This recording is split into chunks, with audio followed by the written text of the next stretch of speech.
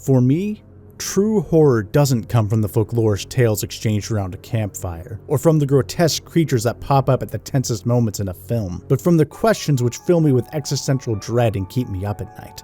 One of the most common of these is whether or not humans have free will. Pierre-Simon Laplace, a French mathematician in the early 1800s, felt he knew the answer to this question. He theorized that if someone had the ability to examine the building blocks of all matter down to their atoms and could know their location in space and time, as well as the direction they were moving in, that person could apply that knowledge to see every possible outcome of any action. There would be a logical progression. If you know how atoms act, you could use that knowledge to determine how the cells would act. If you know how the cells would act, you can determine how the human would act. If you know how the human would act, you can then determine how the society would act. If every outcome could be mathematically calculated before it happened, as Laplace believed, then it would disprove the notion of free will. Of course, he knew that no earthly entity had the capacity for all this knowledge. It would take some otherworldly, incomprehensible intelligence to truly grasp this view of the universe. And thus, the concept of Laplace's demon was born. The Super Nintendo RPG that borrows the name is far less interesting than the theory itself.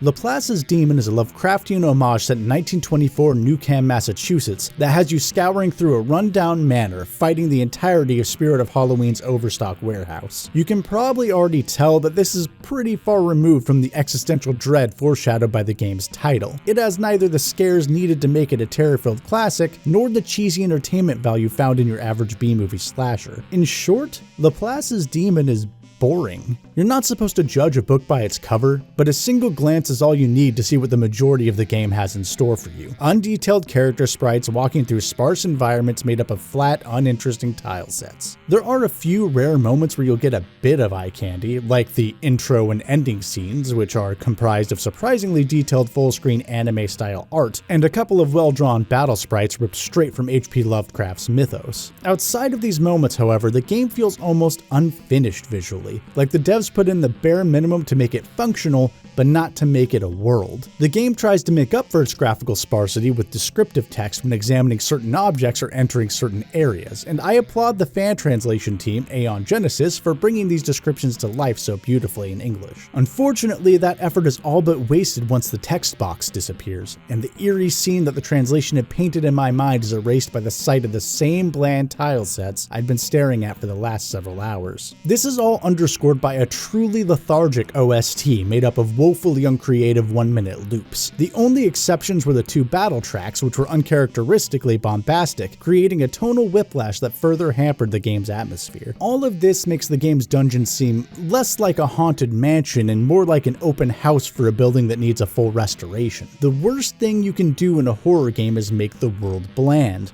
but Laplace hits the bullseye so dead on that it's hard not to imagine it being their intended target.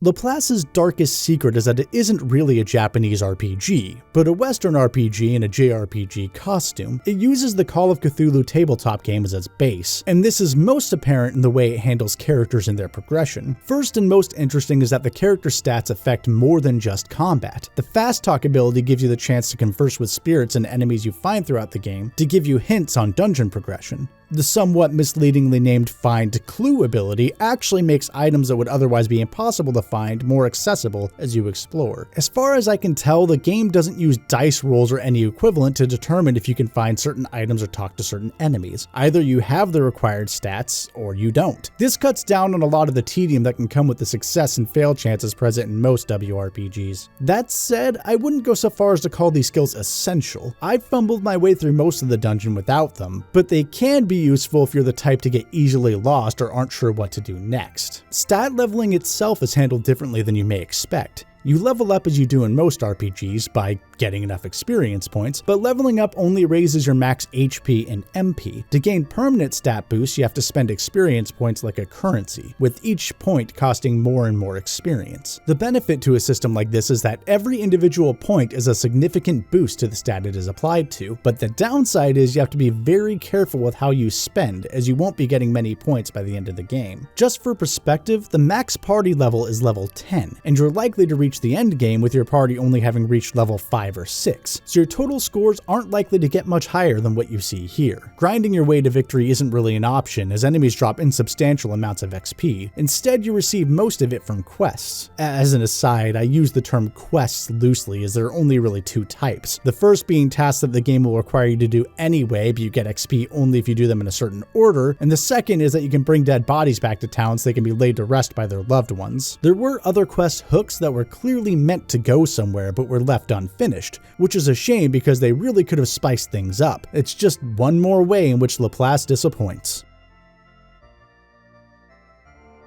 In addition to the lack of experience, enemies don't drop loot or money. While there are a few antiques you can find spread throughout the mansion to sell for a small profit, the only way to make consistent money is to take a party member with the journalist class. Equipping them with a camera allows you to take pictures of the strange creatures you encounter and sell them as a steady source of income. The downside is that the journalist combat potential is subpar when compared to other classes, and you can only choose 4 active participants at any time for the majority of the game. The choice of whether or not to take a journalist in your party for the money or a more combat-oriented class to make dungeon delving easier becomes one of the only true strategic choices the game has the player make. The other classes are your standard fare but with a new coat of paint. Detective is your warrior, medium is your spellcaster, and dabbler is your hybrid magic and melee character. This leaves only the scientist, which is incredibly unique but also incredibly limited. The scientist has the ability to use machines which he can modify with parts he finds throughout the adventure. There are pieces that make the machine cast buffs, debuffs, and even one that decreases the encounter rate, but the machine's limitations mean that the scientist can only have 2 abilities accessible at any one time. This is disappointing, because the default setup that lets him do HP damage with one attack and MP damage with the other was by far the most useful build I could find for him. And there are machine parts that give you direct upgrades to those specific attacks. Not that you'll need them, as the game is remarkably easy regardless. All of this is to say that the game made its most theoretically interesting class the most boring in practice. Don't get me wrong, it is powerful, just not very fun to use. There's a well-known aspect of the Call of Cthulhu tabletop game and its derivatives that players are all too familiar with. If you're in combat, you've made a huge mistake. You aren't supposed to win battles, you're supposed to avoid them at all costs. Investigators that do find themselves in combat are likely to die, and those that do survive will wish they hadn't as their minds deteriorate and they lose their grip on reality itself. A game attempting to digitize that sort of experience couldn't have picked a worse mechanic to rely on for the bulk of the gameplay than random encounters, especially at the high frequency with which they occur in Laplace. It's difficult enough to traverse the labyrinthine mansion without a battle interrupting my exploration every few steps. The frequency of these battles also means you'll be seeing all of the game's creatures enough to easily desensitize you to them, which is a problem common in many horror games, but I don't think I've ever seen it get this bad. The first time I see a grotesque monster, it may pique my interest, but by the 10th I'm desensitized, and by the 20th, I'm bored. One of the main reasons most older RPGs had such high encounter rates was to try and keep the player's level high enough to keep making progress. But here, the experience gained from battles is negligible, making the battles not only an irritating inconvenience, but a pointless annoyance. And on top of that, the combat itself is boring. The game tries to excite you with its unique job classes and their different methods of attacking, but it all boils down to the following. If it's an incorporeal being, use an MP attack. If it's a physical being, use an HP attack. If a battle somehow goes long enough, you may build up your character's special meter and get to use that attack for a quick win. Buffs, debuffs, healing, all are almost entirely useless since you can rest for free after every single battle. And while resting doesn't guarantee full recovery, it will completely restore your party more often than not. Or more accurately, it's likely to restore your party to their current maximum efficiency. And one of the few strokes of brilliance the game has, your character's max HP and MP are temporarily lowered when they are frightened, and this terror level stacks, slowly dwindling your party's ability to safely explore the manor. The only way to remedy this is to return to town and rest. This is the sole singular way that I feel that this game actually understood its inspiration, and the fact it ties the game's theming into the mechanics gets a big thumbs up from me. It's just unfortunate that it doesn't make the game any more fun to play. Exploration is also a complete chore, thanks almost entirely to the dreadful maze-like level design. Thankfully, there are maps you can find for each floor of the dungeon that at least give you a hint of where to go, but most of the connections between floors are still so remarkably convoluted that you'll find yourself wandering aimlessly far too often. I just complained about this in my last video, but Laplace is another occurrence of the majority of the game's items being invisible, though it's detrimental here in a different way than it was in 4 Heroes of Light. In Laplace, items themselves are invisible, but they're always going to be found on a piece of furniture, so you don't have to waste time hitting the A button on every single tile of the game's map, only on each individual piece of furniture, which there are a lot of. Often you'll find something useful, but you're equally likely to run into a party-wide debuff or an enemy encounter. There is no way to tell whether or not you will hit a trap without just hitting it. No skills to help, no strategy involved. This decision was likely made to try and play into the horror atmosphere, but I've already discussed why I feel the game fails in that regard,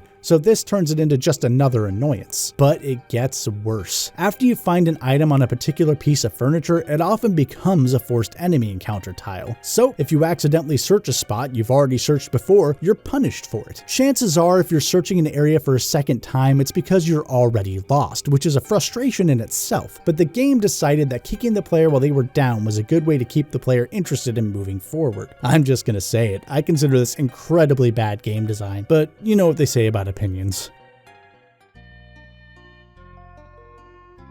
Speaking of opinions, there's a constant argument online as to whether or not RPGs are meant to be judged on their stories or their gameplay. If you're a fan of my channel, you'll know that I judge both. In the case of Laplace's Demon, I would call myself mildly interested in the story, which is better than not being interested at all, but I don't think that mild bit of fascination outweighed the boredom I felt for the other 95% of the game's runtime. It's difficult for me to explain why without just reading a full plot summary to you verbatim and thus spoiling the entire game. This is something I don't want to do since it's a horror mystery story. Revealing that would ruin the entire point of the game for many players. The best I can do is say that the majority of the game's plot is given to you in just a couple of text dumps in the back half of the game. The concept of Laplace's Demon and its implications were intriguing, but not explored in any meaningful way. Everything outside of these particular scenes felt like filler, an uninteresting string of hints for progression, but nothing compelling narratively.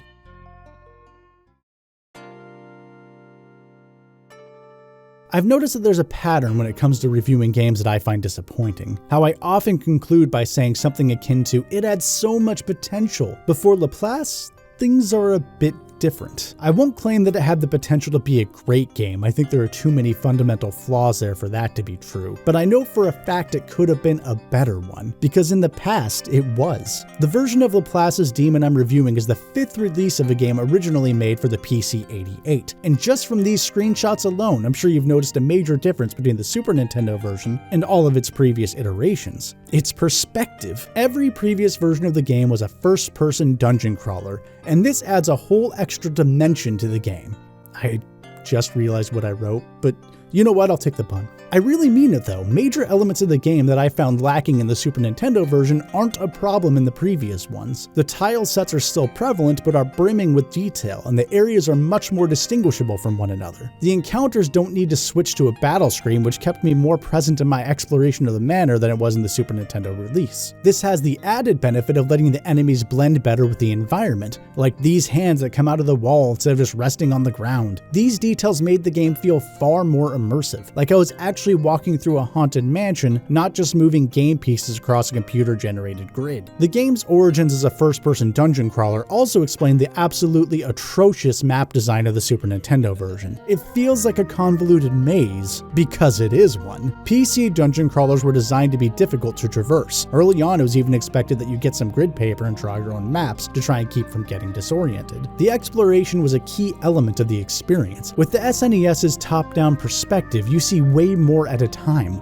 There's far less mystery, and seeing so much of the floor plan at once makes the environments feel all the more artificial. I don't understand why they decided to switch to a top-down camera. It's not as if the Super Nintendo was incapable of rendering a first-person viewpoint. There are a good handful of games on the system that have done so successfully, including the Megami Tensei games, which are also demon-infested RPGs with much better atmosphere and more in-depth mechanics. I should have played one of those instead. If the TurboGrafx CD version of Laplace's Demon was fan-translated, I would try try it again in an instant. As things currently stand, however, the only English version of Laplace is a game I can't really recommend unless you're absolutely obsessed with Lovecraft or desperate enough for a Super Nintendo RPG with a unique setting that you're willing to suffer through a subpar game. The art style is bland, the areas you explore have zero personality, the story is serviceable at best, the combat is shallow and there's way too much of it. In truth, the most horrifying thing about Laplace's Demon is that I wasted a Halloween video covering it. But I didn't have time to play and critique another game, and horror RPGs aren't exactly abundant, so maybe this video was predetermined.